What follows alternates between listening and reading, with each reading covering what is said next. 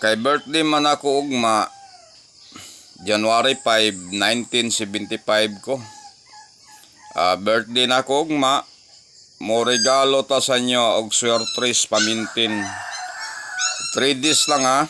Mintin na lang yun 3 days ning atong swertres. Kay birthday man ako ugma. Siyempre atong mga solid supporters ato dia, solid followers.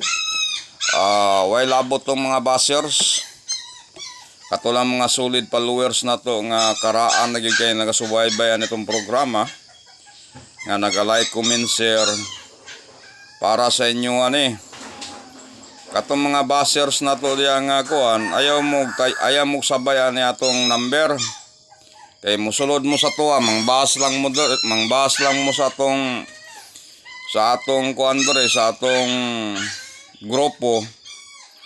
Ayaw mong sulod, ayaw mong taya dari, ayaw mong sulod sa itong grupo, sa among grupo, katong mga bashers diya. Kini para lang ni sa atong mga solid supporters kini atong swertres nga gitunol. Di mangyapon nato na mapugna ng mga bashers diya na og mutaya sila ani atong swertres. Kay kana sila nagbahas na sila kay kuan kining mga tayador na nya man mapusoy lang gani. Kuan dayon nang bas din sa tuwa. Dito mo subaybay sa uban kay daghan kay mga vlogger nga nagapanghatag og numero, di ba? Dito mo kay aron pud nga matipak-tipak ka ni atong kuan dere 37,000 followers. Kay og ma-block ta mo diri man gud sa YouTube. Dili pwede ma-block kanang mga bashers na to. Pero diri sa Facebook, gina-block yun ako tong mga bashers na to. Kaya nga naman, libre na tong programa, wala ta mga yung bayad, bisag piso. Bason ta ninyo. Kung naamoy kompetisyon diya nga gwapo kayo, pag-vloggeran lang pud mo. Di ba? Pag-vlogger mo, kadili po na pwede, nga moon lang ta diri buhat og content, kaya na naman ta income diri sa Facebook code.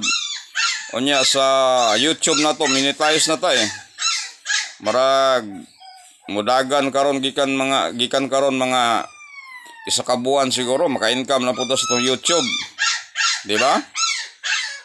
Di po na balalim ning kinabuhi sa kuan sa kini mga vlogger nga naka-income tuod sila pero naka-income tuod mi pero nakagipunis butas karayom, di ba? Ginapili ra ba sa atong amo ng mga kana ganing nag-upload yun matag adlaw pero mag-vlogger ka dili ka nag-upload kada adlaw gana-gana lang ka mag-vlog mo na nga gahi kay mo ma-monetize, di ba? Atong iulog ang atong kuan ang atong pamintin nga swertres kay birthday man ako ugma January 5, 1975 mo regalo ta sa atong mga solid followers. 3 days lang ha, mintinan niyo niya. Pero delikado ni rong adlaw kaya ang atong guide ron is 49 ang atong guide. O niya ang atong pamintin swertres anda mo ballpen papel kay para sa atong mga solid supporters ni, solid followers. While abot ang mga bashers ha. Ang atong swertres pamintin is 595.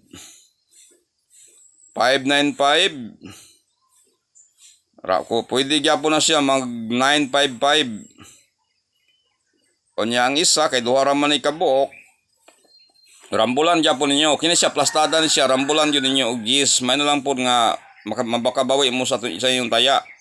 Ang gis man gud modaog mo 700 sa rambulito nga swertres. Ang isa 445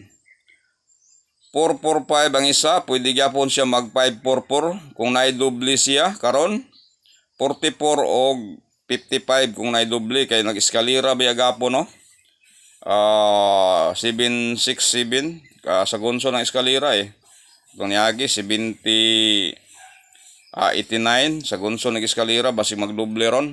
Kung naidoble ron, maura na. 44 o 55 kung naidoble. 3 days lang ato pamintin nga swertres kay regalo na to sa inyo kay birthday ko na to, di ba? solid followers na to, di na to regaluhan nga naka-income ta diri gumikan sa kanang suporta ninyo nya di ta mo regalo, di ba? Mora na atong gipabot sa atong mga solid supporters, solid followers. Way labot ang mga bashers ha.